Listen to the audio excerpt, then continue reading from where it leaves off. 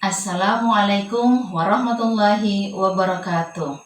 Perkenalkan, nama saya Ernianti Rumaf, SPDI, Kepala SD Negeri Banda Efruan.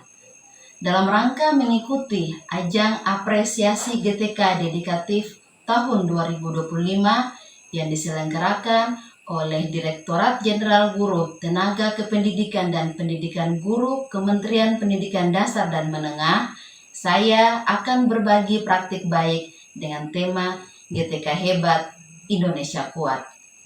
Dalam praktik baik ini, kepala sekolah memiliki program dan kegiatan yang sesuai dengan visi sekolah, yaitu terwujudnya sekolah yang unggul, religius, beradab, bernalar kritis, kreatif, dan cinta lingkungan. Selamat menyaksikan. SD Negeri Banda Efruan merupakan salah satu sekolah di Kabupaten Maluku Tenggara yang terletak di Desa Banda Efruan, Kecamatan Kebesar Utara Timur, Kabupaten Maluku Tenggara. Sekolah ini berdiri sejak tahun 1953 dan telah berdedikasi dalam mendidik generasi muda di wilayah ini. Dengan luas tanah 1.250 meter persegi, SD Negeri Banda Efruan menawarkan suasana belajar yang aman dan nyaman. SD Negeri Banda Efruan menyelenggarakan kegiatan belajar mengajar selama 6 hari dalam seminggu dengan sistem pagi, di mana hari Sabtu dijadikan sebagai kelas khusus pengembangan minat dan bakat. SD Negeri Banda Efruan termasuk sebagai salah satu sekolah yang terletak di daerah 3T. Letaknya sangat jauh dari kota. Untuk menempuhnya, kita perlu menggunakan speedboat kurang lebih 8 jam. Sejak diangkat menjadi Kepala SD Negeri Banda Efruan pada tanggal 11 September 2023, hal pertama yang harus saya lakukan adalah mencoba beradaptasi dan berdamai dengan medan sekolah yang bergunung dan harus ditempuh kurang lebih 1 kilometer dari tempat tinggal saya. Namun ternyata bukan persoalan medannya yang berat.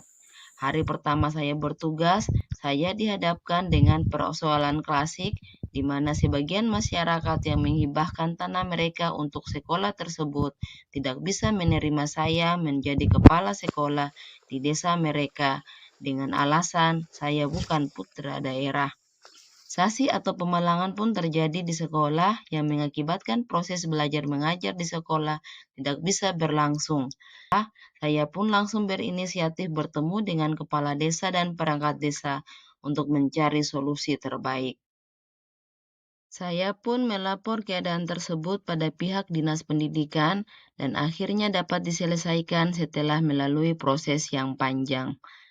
Setelah semua persoalan pemalangan berakhir dan kami bisa kembali bersekolah di SD Negeri Banda Efruan, hal pertama yang saya lakukan adalah bersama Dewan Guru dan orang tua merevisi kembali visi misi dan tujuan sekolah dengan mengedepankan apa yang menjadi kebutuhan siswa.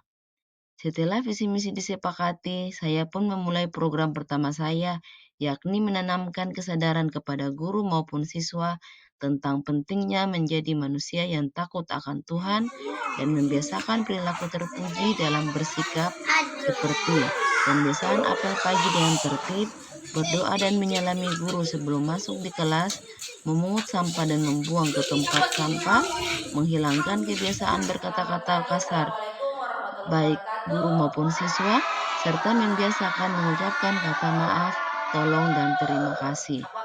Hal ini saya lakukan karena saya ingin siswa saya ke depan tumbuh menjadi generasi beradab yang memiliki ilmu, bukan manusia berilmu tapi tidak beradab.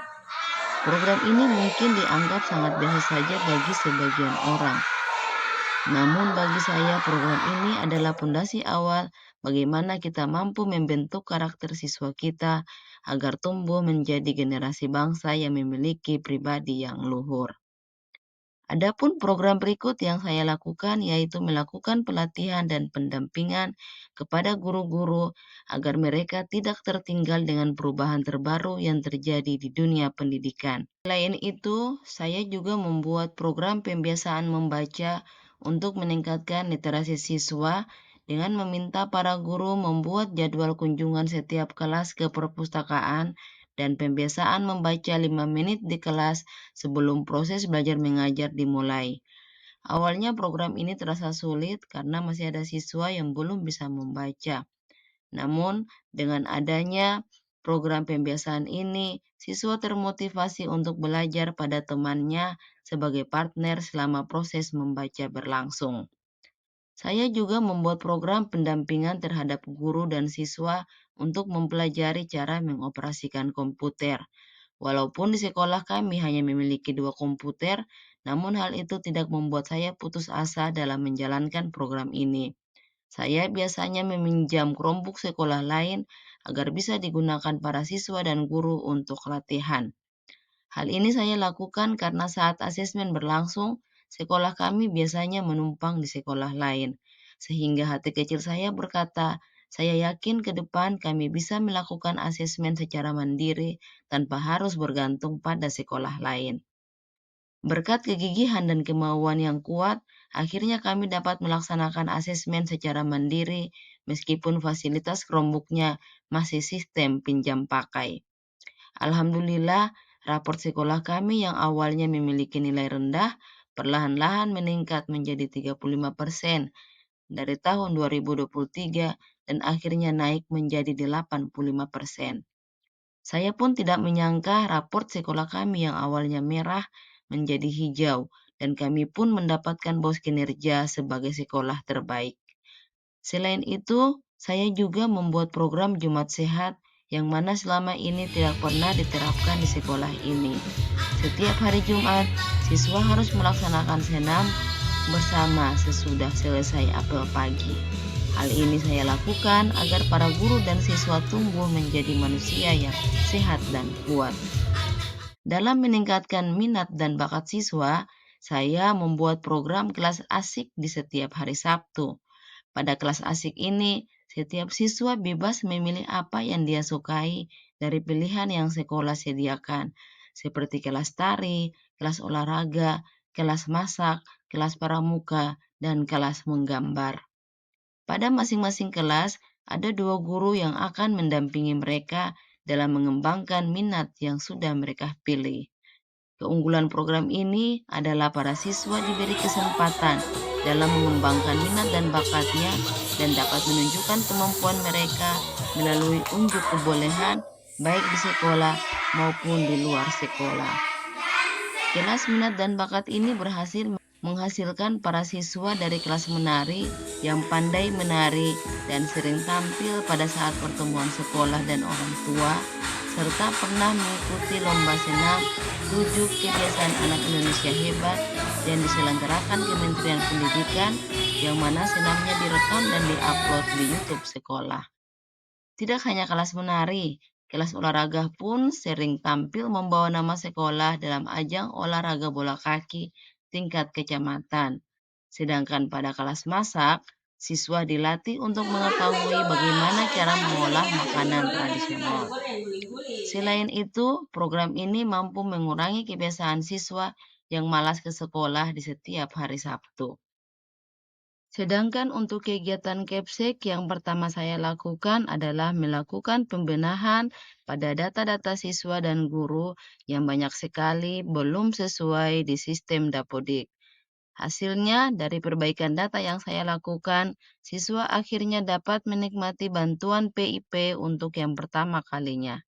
Keunggulan lainnya yang diperoleh dari perbaikan data ini adalah tenaga guru honor yang dulu tidak bisa ikut tes, akhirnya bisa mengikuti tes P3K, dan akhirnya 5 tenaga honor tersebut lulus P3K, baik di tahap 1, tahap 2, dan paruh waktu. Selain itu, saya juga selalu mengembangkan kompetensi saya dengan selalu mengikuti kegiatan-kegiatan peningkatan kompetensi seperti workshop, seminar, diklat, sosialisasi, BIMTEK, maupun pelatihan lainnya. Saya juga pernah mengikuti ajang menulis yang diadakan oleh Forum Indonesia Menulis, dan hasilnya tulisan saya yang berjudul Finlandia Negara Impian dimuat pada buku Menuju Negeri Impian, dan juga tulisan kisah inspiratif saya dimuat di buku Guru Undercover. Selama menjadi kepala sekolah, saya pernah mendapatkan piagam penghargaan dari Forum Indonesia Menulis pada Anugerah Literasi Indonesia tahun 2024, kategori Guru Inspirator Literasi tahun 2024. Terima kasih telah menyaksikan video praktek baik ini. Semoga bermanfaat bagi kita semua. Tetap semangat menjadi pemimpin yang hebat, tangguh, dan berdedikasi. Wassalamualaikum warahmatullahi wabarakatuh.